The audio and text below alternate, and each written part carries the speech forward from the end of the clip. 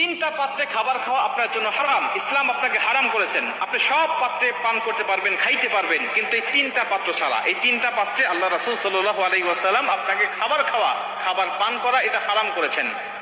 সহিহ হাদিসের বর্ণনা এই তিনটি হাদিস বর্ণনা করা হয়েছে। প্রথম নম্বরে, স্বর্ণের পাত্রে আপনি খাইতে পারবেন না। এটা সহিহ বুখারী 5426 নম্বর হাদিস। স্বর্ণের পাত্রে 2 নম্বরে খাবার খেতে পারবেন না, আল্লাহ রাসূল বলছেন। বুখারী শরীফ 5534 নম্বর হাদিস। আল্লাহ রাসূল সাল্লাল্লাহু আলাইহি ওয়াসাল্লাম বলেছেন, রূপার পাত্রে তোমরা খাবার খাইতে পারবে না। এ মুসলমান বন্ধু আমার, খুব মনোযোগ দিয়ে শুনে নিবেন।